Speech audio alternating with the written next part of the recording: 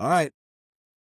Our next conversation comes with a mother of two athletes, two fantastic kids.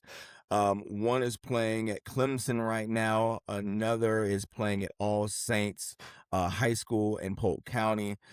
They are one of my favorite Winter Haven families ever. All right, so I bring in Miss Vanessa Barfield. Good morning to you. Hey, good morning. Thanks for having me. Absolutely. Absolutely. No, thank you for giving us some time. All right. Yes. So we kind of talked off the air and just Yes. what is such a key aspect and always just will be an ever revolving conversation is going to be coaching, right? You always 100%. hear good coaching versus bad coaching, and that's so subjective, right? There's Very. and it comes with a level of expertise and experience doing that, and what to look for, what not to look for. I think you're going to bring a good perspective on this coaching conversation. All right. So let's just start off with give me your youth experience, how your kids came up in the rec and travel sports space, and then we'll go from there. Right. So, of course, I have a male athlete and a female athlete. And so we're dealing with two very different personalities. And so, Hmm. for the boys' team, as these young boys grow into men, the coaching style evolves. So it may be a little more firm and intense, so to speak. And then Hmm. on my daughter's side, she's kind of experienced all aspects of coaching, good, bad, different. It really just, we've seen it on all levels. And I would say that coming up from her high school sports and then from the club side, obviously you're in totally different uh, arenas in terms of playing. So her high school coaching tends to be more, I don't want to say simplistic, but it keeps it to the basics. And then on the Right. club level, you can really hone in on the competitiveness and reaching higher potential and seeing higher competitive competition, if I'm saying that correct. Okay. Okay. All right, so this is good because this gives us a couple ways we can carve this conversation up because you have a male and a female athlete as stated Yes. previously. Boys turn to men. The coaching there tends to be a little sharper, a little harsher Hmm. with the tone. Yes. However, Hmm. however, for parents, that's almost, dare I say, wanted, maybe Hmm. expected. Hmm. When it comes to a young boy and you hear it as a parent, you kind of sit back, well, like, yeah, well, he better get used to it, right? But if it Hmm. goes to the girl, you're kind of like, hold on now. Oh, wait a minute, wait a minute. You maybe want to pump the brakes a little bit and say, I feel that, and I want you to take the microphone and run with it. I feel that there's an expectation for sharper tongue coaching with boys. There is a hold on, let my young lady athlete probably get used to that harsh coaching. Hmm. Not that it's not wanted or expected, but maybe let's tip the water. Let her get her toes wet in that warm water first before you get real hot with it. Take that Right. and run with it. Maybe I'm saying that completely wrong, but just let me Nope. know. No. So I've been thinking through our conversation, and really what I think is coaching is tough, right? So you've Mhm, got a team, you've got a goal, you want to win. Hopefully your mhm, coach wants to win. And then you've got all these different personalities. So when it comes to the girls specifically, what I've experienced as a parent is I think some coaches leave potential on the table. And what I mean by that is I think that from a coach, you've got to protect your team culture. So you have to protect how everyone's feeling as a whole. So that mhm. means you got to cut out the drama. You've got to really, keep everyone holding themselves to the highest level. But then on the individual side, at least with my daughter, when she earns your trust, and that usually comes from not the harshness up front. If you're harsh up front, what I see, at least in every personality is different, is they kind of shut down. They're going to hold back because you're a little scary. Right. Now, when the trust is earned, and that's usually done through encouragement. "Hey, I see what you're doing out there." You've coached her, and your coaching style works really well. So you give direction, you coach, you can criticize, but then over time, because the trust is there, the harshness can build because she can handle it because she knows you have her best interest at heart, and she can Right. look at you and you can go, "You're better than that." And she's gonna go, "You're right." And so I think when you get to know each student athlete and what motivates them and how they're motivated, I think you can get the most out of each and every student athlete. Whereas if you start off day one being harsh, being like, "We're gonna work you to death and you're gonna probably feel a little gross at the end of this practice," I Hmm. think that you can sometimes have people holding back. And so on your bench, you might have these diamonds in the rough that they just don't trust you, and so they're not willing to put the effort.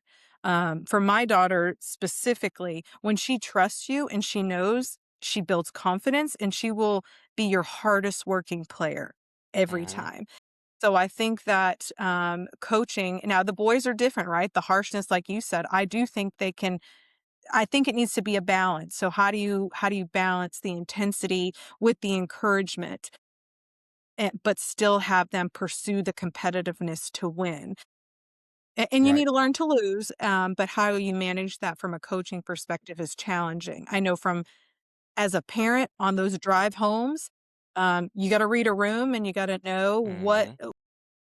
can I tell him? "Yeah, you kinda sucked today," or Hmm. "What do you think fell apart today?" And sometimes when you let them tell you, you can kinda comment on it and say, "I think you're right." And I think depending on how those interactions go, both on the car ride home or one-on-one with coaches, I think you can either stop growth or you can propel it. And I think Hmm. that getting the most out of each student athlete, I mean, as a coach, if I were a coach, that would be my goal because then you can really have a solid team of strong players that when they're not doing what they're supposed to, you can be a little harsh, but they know like that coach loves me and I'm willing to work for it. And I think that sometimes is missed. Not being critical because it's a tough gig, but I think person a personalized approach with players can really take teams to another level for sure. A personalized approach with players. Put that on a T-shirt, because Right? I I mean, I I fully support that. Experiencing both coaching boys and girls at the high mm, school level, they are drastically different. I yes. mean, light years apart, right? Light years apart. You're almost with the boys, you're kind of setting the expectation early. Everything's going to Mhm, be hard. We're going to filter this out. Can you take the yelling, screaming, cussing? If you can't take it, mhm, you're at just go ahead and goodbye, right? We're going mhm, to set the expectation right now. With girls, uh you need, like you said, you need to build into the trust. You need to put brick on top of brick on top of brick to now when you take a little chip, she responds the way you want her to respond. But you can't mhm, throw the rock at them early, right? They'll shut down on you, just like you explained with your daughter. They will shut down, right? With the mhm, boys, when the boys kind of set, they are looking, the alpha has to emerge, okay? So mhm, the alpha on that team chemistry starts to naturally evolve, and then everybody else starts to get in line. Well, with mhm, girls, that's kind of looked at like maybe a little bit of bullying, right? That bullying word starts mm, to come out, and that becomes a right. thing because feelings matter, right? To where Mhm, you're teaching boys, hey dog, you better tighten up. You don't wear your feelings on your shoulders. You're gonna get hammered if you put your feelings out there like that. Where with yeah, young women, you have to kind of build that armor up. You have to yeah, layer on top of layer on top of layer with that armor. It doesn't happen naturally. So you're the way you've explained your son's path, your daughter's path is exactly how I see it. And like you mm, said, coaching needs to be personal. You have to understand who your athletes are to get them to play and to respond the way you want them to respond. Right. And ultimately the goal, right? The goal, if you're in my opinion a good coach, is you want to be carrying a trophy at the end of the season. Right? And if your team as a whole is not moving at the in together in the right direction, if you aren't getting the highest potential out of each player, like you might get close, but even if you get there, it's going to look ugly. And I Mhm. feel like if you've got a group of people, whether it's guys or girls, whoever you're coaching, if they one trust you and the team as a whole is moving in the right direction, I mean, you got to start one on one though, and then together Mhm. you mush it, and then you see what you can do with it. But the good teams, they mesh well together. They all the players trust each other, and it all started because they trust their coach. Mhm. And I just think that it's a really rewarding experience for these student athletes to experience. I think that you see a lot of that at the collegiate level, right? Everything's done in such precision. These college teams are families. And I think at the high Mhm. school level, it's hard to do that because not everybody has the same all in factor. Not everybody's as committed as the person next to you, right? Right. So you gotta again, it comes back to being personalized. Your coach has to know where you stand. Are you all in? Are you looking to do long term? And once you understand that, you can and you may change the opinion of some of those student athletes. So, for Mhm. example, had my daughter maybe had a different approach at the high school level, could she be looking at the collegiate level more favorably? I really think so. Mhm. Mhm. As her mom, I was disappointed by that because, man, I think she's incredible. But I can't make her want something. It has to be in her because that collegiate sport level, you have to mentally, physically be all in. Because those coaches, they can see it, they can spot it when you're Yep. faking. So, it's just but it's interesting, but I all think it starts at coaching at these lower levels, because it builds kind of your student athlete character. What are you gonna look like and how could it be? So, those early coaches, while it feels like, "Oh, this is fun, they're little," it really shapes it has the potential to really shape what kind of athlete they look like in high school, and whether or not they take it to the next level. So, that's kind of what I seen in my own home, and, it can vary, but I think as a whole, coaching those coaches have such an impact and influence on these students, and I think sometimes maybe getting caught up in the moment, you lose sight of that, but man, what a cool opportunity to impact somebody young in that way, so I you hit on something I wanna comment on it quickly, but Mhm, there's 2 things you hit on. The young age group. When I was mm, directing our club, when we would have our club meetings with our owners and our other high level administrators within the club, our mission was always to put, let's just say, our one of our top 2 to 3 coaches at the youngest age because of mm. everything you just said. Because that elementary age group can shape the way you look at the sport, right? And you want to keep Oh, as many for us. It was a girls program, so for us, you want to keep as many of those young girls progressing, grow the game through that young age. And the way that coach gives information, her instruction, her encouragement, how she can progressively challenge those young athletes, and how those parents trust that coach was extremely, extremely important. It was the marketing of it.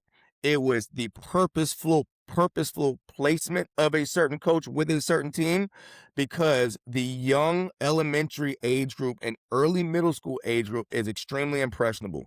And you always want to Mhm, make sure that you put your best foot forward with that age group. Now, I want to hit something that I think a lot of parents are going to go through, and I want to know your experience. And if you can share some of the conversation, that'd be awesome.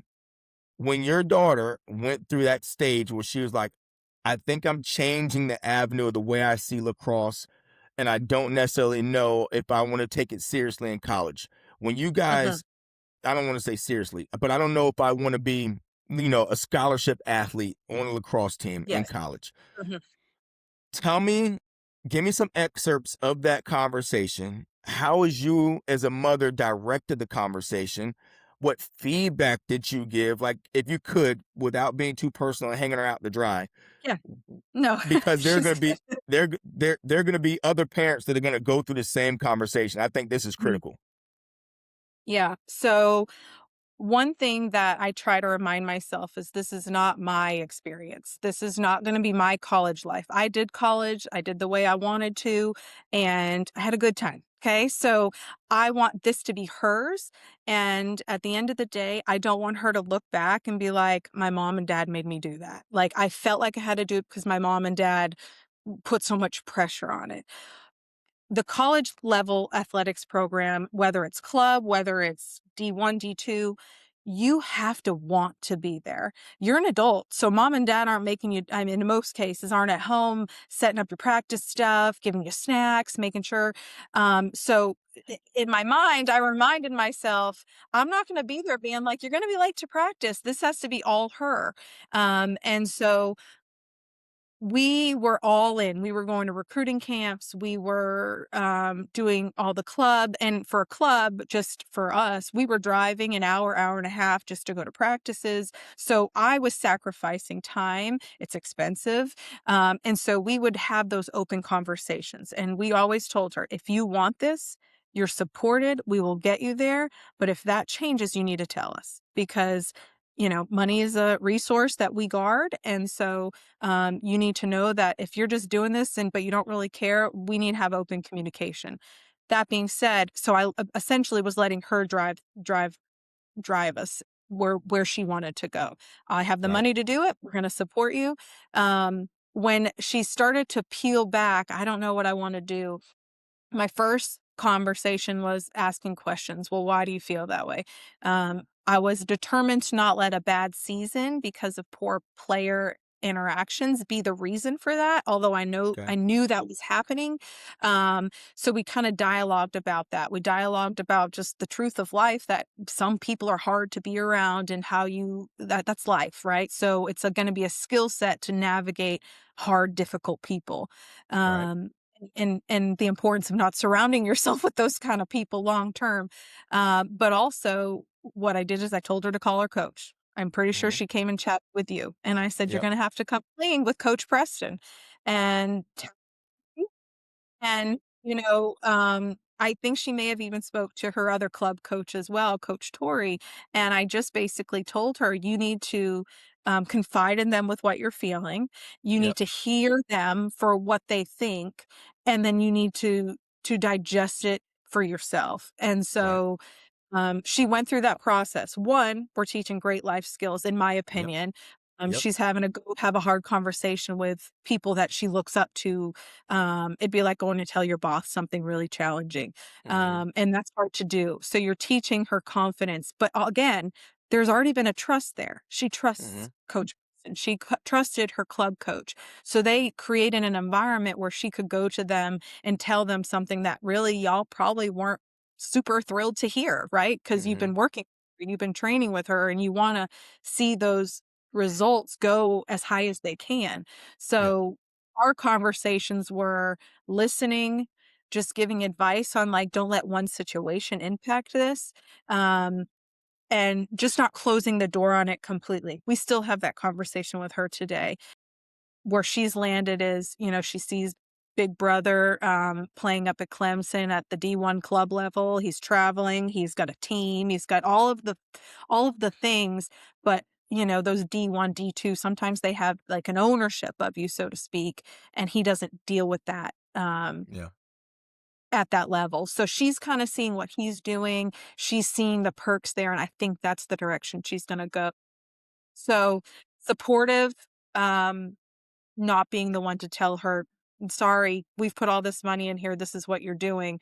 Right. Because that's not, I mean, talk about, like, I can't see the positive side in forcing it. You see parents want it more than their kids, and in any place, whether it's professionally, whether it's with athletics, you can't make someone want something. I can't make someone be ambitious. I can't make someone's work ethic bigger than it actually is, that's a character thing, and they gotta build it themselves, and so we just teach you need to get advice from people that love you, that know what world you're talking about, so coaches, I she mentioned it to her grandparents who are like really close with her. Like, Mhm. what do you think? And at the end of the day, it's her decision. Right. Mom and dad were disappointed, but that's okay. There's so many things that for us, we know that God's in charge of it all, and he's Mhm. going to do really great things. And if it's not on a collegiate level team that we can follow around and wear all the gear, that's okay. Right. Um, but I think sometimes the harder it's harder for the parents. They feel like uh, I know a few parents that have done this in other sports, and their first mind goes to, "Do you know how many weekends I gave up? Do you know how much money this cost me?" And at the end of the day, you did that because you love your kid, not Right. because your goal was to have a college athlete. Maybe that Right. was your goal, but you started it because your kid loved it. There's nothing better than sitting on the sidelines and cheering for your kid, watching them excel. There's nothing better. Right. Um, but I think it's hard. It's a hard take for a parent to go, "Oh, wow, I really thought this was gonna go different." But Yep. it all works out great either way, so that's kind of at least the route we take on that. I think you have made some very good points. I knew this was gonna be a good conversation. I'm ready. I'm excited to pull out some key points in this conversation. This was very good. I Cool. know I'm up on my time that I allotted for. But are there any last words? If you got them, drop them. But you gave some good gems today. Oh, thanks. Keywords, you know, be the person this isn't even sports related. Be the person your kid goes to talk about stuff. If you can handle that and they know that they can come to you regardless, things are gonna be okay. And then on the athletic side, try to talk to your coaches and maybe give them a few hints to who your kid is. I've done that, and I've told them, "Listen, if she trusts you, if you give positive encouragement up front, she will be your hardest working player. She likes to win. So tell your coach who your kid is, and maybe that'll kind of get that process of trust moving faster and seeing your kid blossom. Maybe they're a bench, maybe they're riding the bench. Tell your coach, listen, if you can engage on this level, I promise you they're gonna show you what they can do. And that's always really cool to watch kinda happen, so That's see, now you done got me going. I'm not gonna go, but I'm just gonna say that is the exact thing I do. I do the exact same thing. My son's one way, my daughter's in Uh-huh, another way. I'll tell uh-huh, both their coaches. I'm one of those parents that stays out the way, right? But I'm gonna yeah, tell you initially, if you want the best out of either one of them, here's how you get to him, yep, here's how you get to her. Rock out with it. You figure that out. I'm just gonna uh-huh, give you that nugget. So I'm with you all uh-huh, the way. I will repeat. Tell coaches what you think motivates your child and let that coach uh-huh, mold it into how they're going to motivate their athlete. That is good. That's it. See, and uh-huh. look at you. You all kind of There we t-shirts go. going out there. Oh my gosh. Yeah, yeah, it's good stuff. Parenting is This is there's good. no rule book for parenting, but, I Yes. think I think those are some key things that I've learned, sometimes the hard way, but it's all fun, right? Watching your kid play, a sport to me is one of some of my best memories I'll ever have, so, Yeah. I just hope a lot of people, don't let a poor coaching experience shy them away from that, give it another shot, I think the memories there for both parents and the kids are really, really top notch. And we're going to hang up on that one. That was good. Cool. Thank you. Thank you.